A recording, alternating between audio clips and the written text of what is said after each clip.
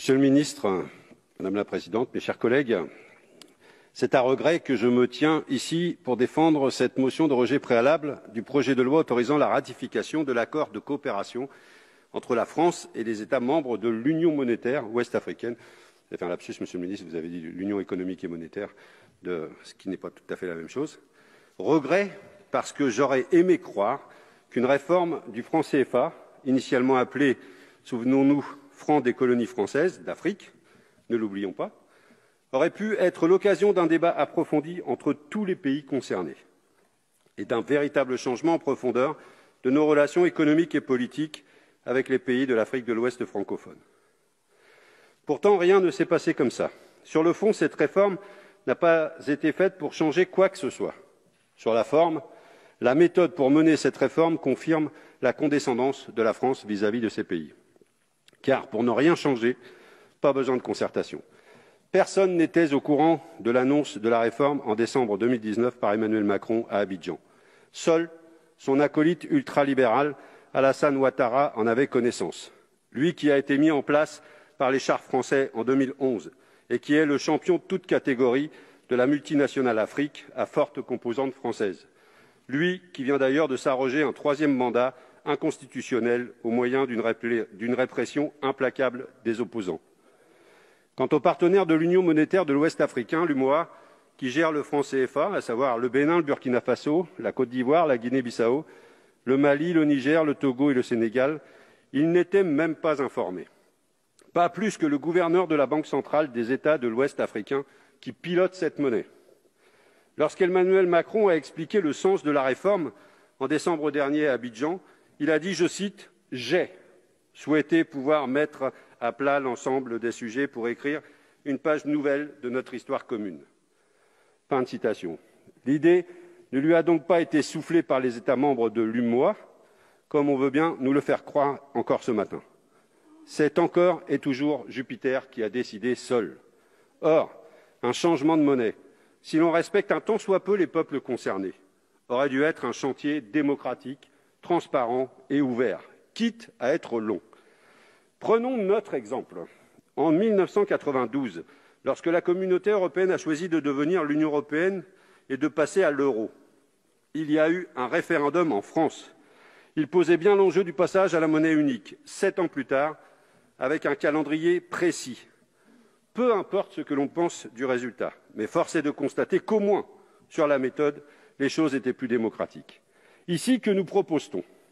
La ratification d'un accord de coopération seulement. Même pas le calendrier de mise en place de l'ECO. Et même, l'ordre de ratification est suspect. Pourquoi la France est-elle le premier pays à ratifier cet accord?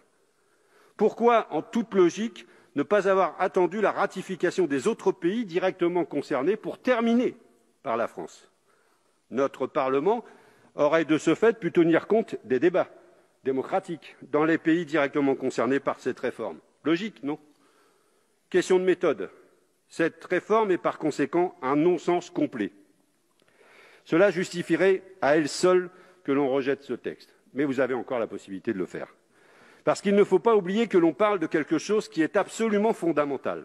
On parle de monnaie, c'est-à-dire d'une institution politique et économique. C'est la monnaie qui permet à une zone de déterminer et de piloter son économie pour obtenir des résultats de développement précis. Et qu'en est-il de cette réforme du franc CFA? Va-t-elle permettre de piloter ces taux de change pour permettre de favoriser ses exportations ou ses importations? Va-t-elle laisser aux pays de la zone le choix de s'adosser à une monnaie plutôt qu'une autre? Va-t-elle permettre de piloter son inflation, ses taux d'intérêt, le poids de sa dette, et j'en passe? Eh bien non, rien ne changera. Le lien ombilical du franc CFA avec la zone euro va perdurer. Il s'agit de la parité arrimée uniquement à l'euro, la liberté des transactions et la convertibilité illimitée entre les deux monnaies. Ce triple lien permet à toute multinationale qui fait du commerce dans la zone monétaire du franc CFA de bénéficier d'une sécurisation de ses investissements sur le long terme grâce à la parité franc CFA euro, de convertir ses profits réalisés en franc CFA vers l'euro, puis de rapatrier ensuite ses capitaux vers la zone euro. Prenons simplement La parité fixe euro-franc CFA, pour ceux qui travaillent en euros, aucun problème, on est d'accord. Mais quand vous avez des secteurs entiers qui travaillent en dollars, c'est très compliqué. L'euro varie tous les jours face au dollar, et donc le franc CFA varie tous les jours face au dollar. Et lorsque les taux de change dollar-euro varient trop, des secteurs économiques entiers, on a connu ça, nous, avant le passage à l'euro, peuvent perdre leur compétitivité du jour au lendemain. L'Agence française de développement avait d'ailleurs tiré la sonnette d'alarme il y a quelques années en indiquant que la parité fixe avait été l'un des principaux facteurs de l'effondrement du secteur du coton au Burkina Faso. Tenons les leçons d'histoire. Il pourrait donc être dans l'intérêt de certains pays dont les secteurs travaillent avec d'autres monnaies que l'euro de s'arrimer à d'autres monnaies. Le système du franc CFA favorise donc le lien entre zone euro et zone CFA. Cela entrave le commerce entre les membres de l'UMOA et également avec la CEDEAO. Cela explique que 50 ans après les indépendances, l'Europe soit encore le premier partenaire commercial de la plupart de ces pays, alors que le commerce à l'intérieur de l'Afrique entre ces pays représente moins de 15% au total. Ça doit vous parler, Monsieur le Ministre, ce commerce extérieur. Ce chiffre est un véritable échec du franc CFA. À lui seul, il justifierait d'ailleurs sa remise au placard de l'histoire. Il n'y a au sein de l'UMOA aucun mécanisme de solidarité, aucun marché unique, aucune union politique et pas d'intérêt économique, finalement, à partager une monnaie qui serait bénéfique pour chacun de ses membres. Comparons à nouveau avec la zone euro. Malgré une très forte intégration économique et un commerce entre les États membres de la zone euro, on sait tous que les choses sont complexes. Mais là, on a affaire à une union monétaire sans autre forme d'union. Rajoutons à cela le fait qu'en cas de crise, lorsque l'on ne maîtrise pas sa politique monétaire et qu'on ne peut pas laisser filer l'inflation pour diminuer sa dette, le seul outil pour se désendetter est la diminution des dépenses publiques. Ça nous parle aussi ici. Comme dans l'Union européenne, c'est austérité à perpétuité. Le rôle du franc CFA dans la situation économique et sociale catastrophique des États membres de l'UMOA est donc à étudier avec sérieux. Ce n'est évidemment pas l'unique facteur, nous sommes d'accord. Regardons la situation d'un point de vue historique. Dans les années 1980, le FMI et la Banque mondiale ont saigné les pays de l'Ouest africain. Les fameux plans d'ajustement structurel ont détruit ces États en pleine construction, avec la complicité d'ailleurs du Club de Paris. Ils les ont rendus dépendants des cours des matières premières. Ils ont obligé à tout privatiser et à réduire au maximum les dépenses publiques et ont promis un renouveau économique qui n'est jamais arrivé. Évidemment, ces cures d'austérité n'ont jamais fonctionné. L'endettement des pays est donc resté très élevé. Mais avec le franc CFA, il n'a pas été possible de jouer sur l'inflation pour se désendetter. Les pays ont donc continué à diminuer leurs dépenses publiques à des niveaux totalement inacceptables pour leur population, et c'est d'ailleurs ce qui fait qu'ils sont en crise aujourd'hui.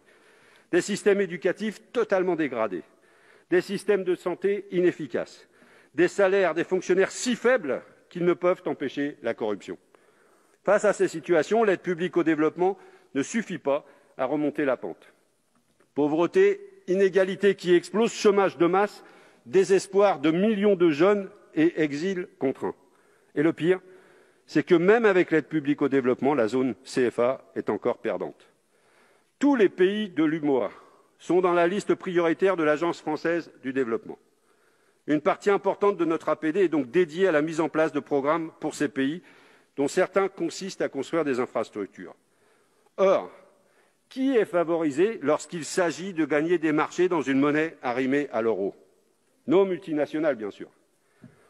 Le métro d'Abidjan est à ce titre un exemple funeste de ce genre de projet, dénoncé récemment par le sénateur communiste Pierre Laurent.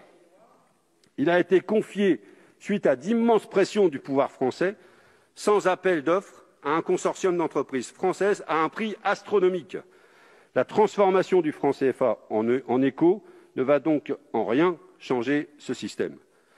Les trois choses qui vont changer sont donc le nom, la capacité pour la Banque centrale des États de l'Ouest africain de déposer ses réserves de change ailleurs qu'au Trésor français, l'absence de Français dans la gouvernance de la zone monétaire. Et encore, l'étude d'impact de ce projet de loi dit que la fin de l'obligation de réserve de change au Trésor français ne changera rien dans la tutelle monétaire.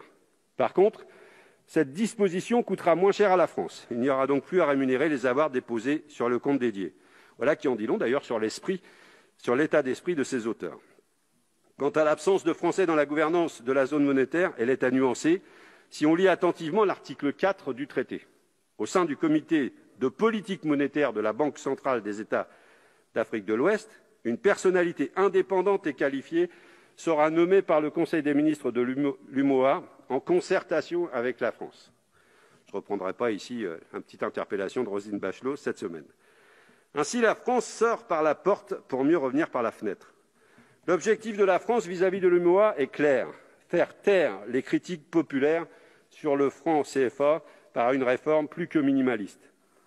Concernant le nom de cette nouvelle monnaie, c'est une tartufferie, comme j'en ai rarement vu. ECO est le nom du projet de monnaie unique de la communauté des États d'Afrique de l'Ouest, une communauté économique qui englobe tous les États de l'Union monétaire ouest-africain, ainsi que le Cap-Vert, la Gambie, le Ghana, la Guinée, le Libéria, le Nigeria et la Sierra Leone. La CEDEAO, ou ECOWAS en anglais, avait choisi le diminutif de son acronyme anglais pour nom de sa future monnaie. Nous avons affaire ici à une OPA hostile sur l'écho de la CEDEAO. L'objectif de la France vis-à-vis de la CEDEAO est clair. Couper l'herbe sous le pied du projet monétaire de cette zone et imposer son écho comme un fait accompli pour étendre l'influence de sa monnaie à tous les États membres de la CEDEAO. Cet objectif est clairement énoncé dans le rapport de notre commission. Je le cite à la page 22. Le fait que le changement de monnaie, seul d'un héritage controversé, est susceptible de générer une dynamique politique. Et je poursuis la citation. Il peut permettre à d'autres pays aujourd'hui extérieurs à l'UEMOA de rejoindre l'ECO. Mais cet objectif n'est pas du tout été apprécié par les pays concernés. Le Nigeria, poids lourd de la CEDEAO, a évoqué l'implosion de cette zone si la réforme du CFA était mise en place. Et plusieurs États ont condamné cette initiative très officiellement. Vouloir imposer cet écho à toute la CEDEAO est une stratégie très dangereuse. L'exécutif français prend ainsi le risque d'une crise diplomatique dans cette zone déjà en proie à de fortes tensions. L'objectif absolu dans la CEDEAO devrait plutôt être le renforcement des États, de leurs services publics, de leur économie. Seuls ces objectifs permettront d'offrir aux populations des perspectives de vie et de travail sur place. Et seul objectif pour lutter efficacement contre le terrorisme qui ronge toute cette zone. Et par cette stratégie du chaos, la France affaiblit la CEDEAO. Or, la CEDEAO est l'appui de l'Union africaine dans la région pour mener une politique de convergence économique et financière, une union douanière pour créer des intérêts économiques communs dans la région et surtout pour mettre en place une devise commune. Affaiblir la CEDEAO, c'est affaiblir le relais de l'Union africaine pour l'intégration régionale. Affaiblir la CEDEAO, c'est affaiblir le multilatéralisme africain. Vous parlez de multilatéralisme, sauf quand ça ne vous intéresse pas. Et j'imagine que personne ici ne veut aujourd'hui affaiblir le multilatéralisme africain. Voulons-nous être complices de cette stratégie de casse?